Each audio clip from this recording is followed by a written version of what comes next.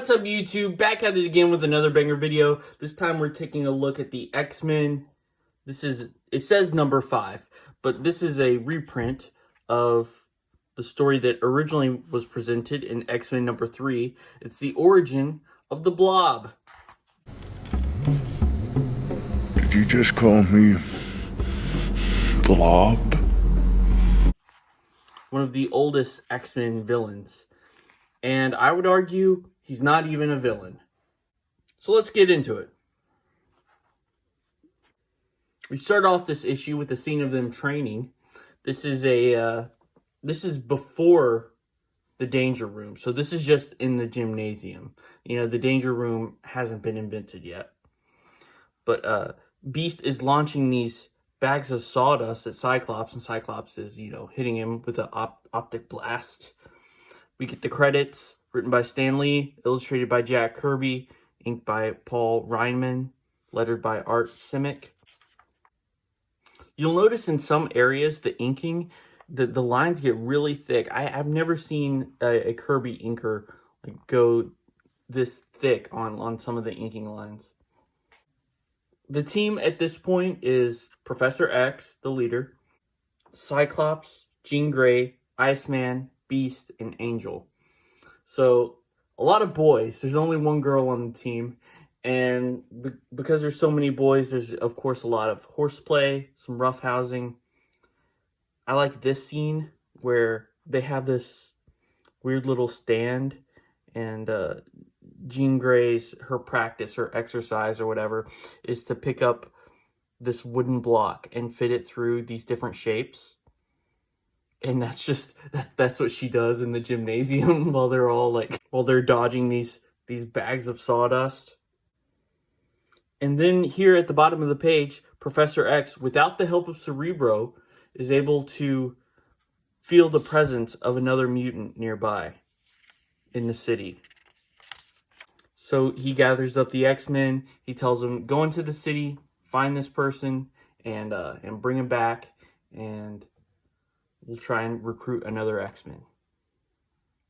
In later comics, Iceman would be revealed to be gay, and a lot of evidence for that is pulled from these old comics. People will just isolate a panel and say, here's evidence. As I was reading this story, having that in mind, I was able to find right here where Iceman assumes that he's the only one who assumes that it would be a man. He said, where do we go get him, sir? Where is he? And Beast is like, hopefully it's a girl. And Angel's like, yeah, I hope it's a female. Another one just like Marvel Girl. Everyone pervs on Jean. I feel bad for her. Even Professor X. It's very inappropriate. He's like their teacher. I mean, you can see on this page. Okay, so they're all racing to get ready because they want to be the one who's gets to be Jean's partner on this mission. So, Cyclops, he's thinking to himself, of all the girls I've ever met, she's the one I'd give my heart to, but I don't dare, not while I possess my dread power. So he feels like he can't be with Jean while he still has his mutant ability, which is silly because she's a mutant too, so why would she care? And Professor X says to Jean Grey to be careful. And she says, oh, don't worry, sir. Remember how well you trained us. Professor X thinks, don't worry, as though I could help worrying about the one I love. But I can never tell her. I have no right, not while I'm the leader of the X-Men and confined to this wheelchair. So he feels like because he's the leader of the X-Men, it would be inappropriate to date her, or because he's in a wheelchair that she wouldn't like him. The real reason is because she's a teenager. That's the reason that he shouldn't be in love with her. I feel like he's missing the point here. And also, he's thinking this right next to her. What do they have in common, Jean Grey and Professor X? They're both telepaths. They can read each other's minds. So him thinking this to himself, it's no secret. Jean must know how he feels, and that's creepy that her teacher is in love with her and completely misses the reason why it's inappropriate. But all the other guys feel the same way. they're all like vying for her attention. And look at this drawing of Beast here. That looks just like Jack Kirby. It's funny, I think Jack Kirby in these superhero comics, like, he always has one self-insert character. Like, here it's Beast, but in the Fantastic Four, it's the Thing. I don't know, I find that funny. So, they all go out.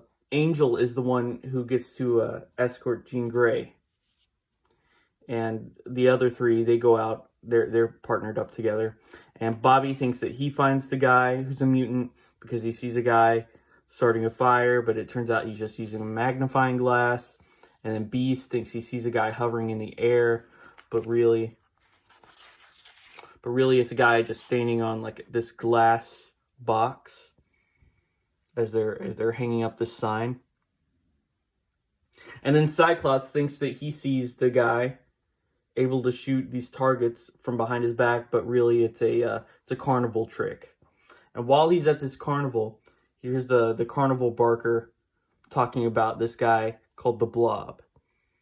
And Professor X contacts him mentally and says, that's him, that's the one. And at first, they don't really see what's so special about this guy. I mean, he's just a big fat guy, and he's hard to move. You see all these guys, they offer $100 to the man who can move him 1 inch, and no one can make him budge, even a little bit. And then this guy comes out, and he says, and now for the second part of our demonstration, this is not for the squeamish. The Blob will stop a rifle load of bullets with his body. Ready, Tex? Yes, sir, I'm ready. And he shoots him 4 times. I guess Cyclops was pretty confident that the guy could survive because he just stands back and lets this guy get shot. He doesn't intervene at all. But yeah, he gets shot, and then his body just like reflects the bullets. His skin is impenetrable. After the show, Cyclops goes to his trailer and invites him to the X Mansion, join the X-Men. And he's like, why would I want to do that? I've heard of the X-Men, but I'm not interested in joining.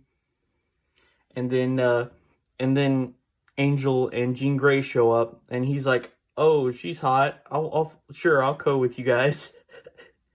And he grabs her arm, and Cyclops doesn't like that. And he hits him with these optic blasts, and it knocks Blob over. Which is of importance because we saw before how much it took to get the Blob to move. You know, he was unmovable, had like 10 guys on him. But Cyclops is able to knock him over with his optic blasts. So we see how powerful Cyclops is. And it's kind of a callback to earlier in the issue when Professor X said that Cyclops was his most powerful X-Men.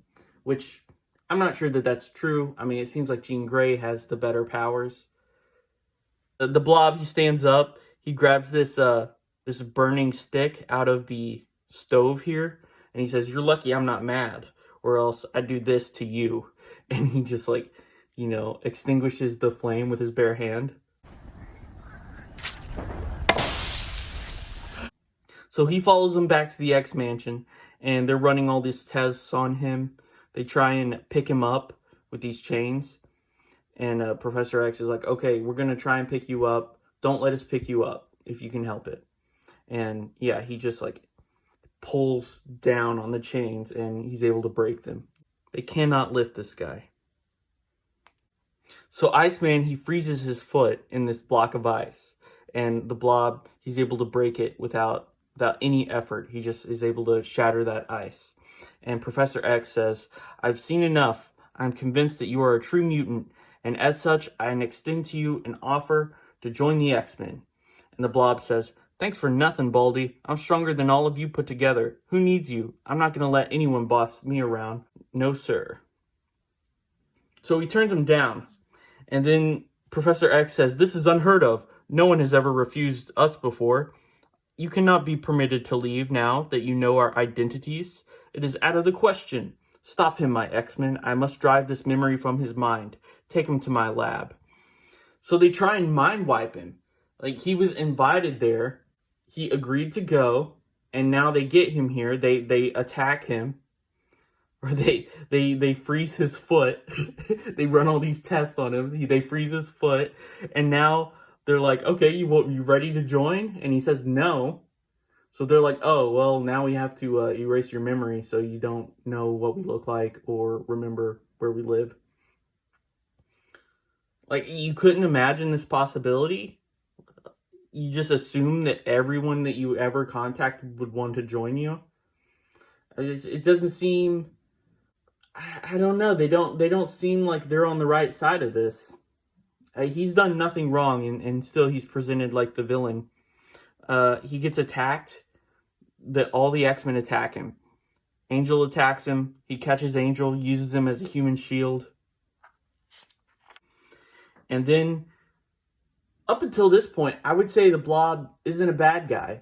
I mean, he's kind of mean, he's kind of rude, but he's just a Carnival Act who they invited back to their mansion, and now they're all attacking him. I mean, that doesn't seem like a nice thing of them to do to him. This is the only part that I would say is maybe more morally objectionable that the Blob does. He does try and punch a guy in a wheelchair. I would say that's not very nice either.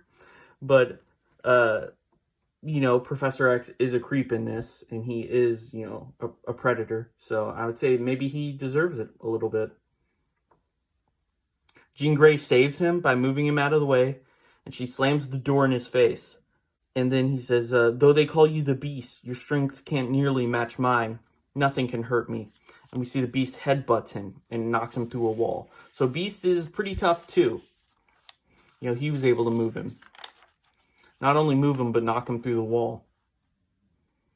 So after they crash through that wall, the Blob, he escapes into the streets, and he dives down into the sewers, and he makes his escape that way. And meanwhile, back at the X-Men headquarters, it says, my first mistake, my first real serious mistake. I foolishly took it for granted he would want to join us. I would say that's not Professor X's first mistake, but but we'll move past that. And then it goes back to the circus. It says, in reaching the carnival, the Blob's thoughts are turned in the same direction. He says, I know the identity of the X-Men. That means I'm dangerous to them. They'll never rest till they've recaptured me. I'll outsmart them. I'll attack them first. I know where they are. It won't be hard.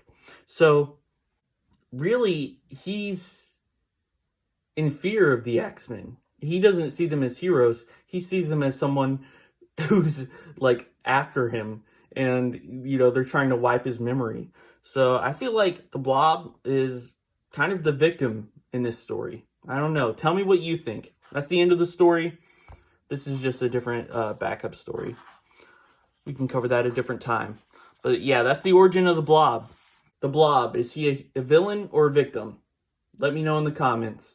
Don't forget to hit like and smash the subscribe button, and I'll see you in the next one. Thanks for watching. Bye.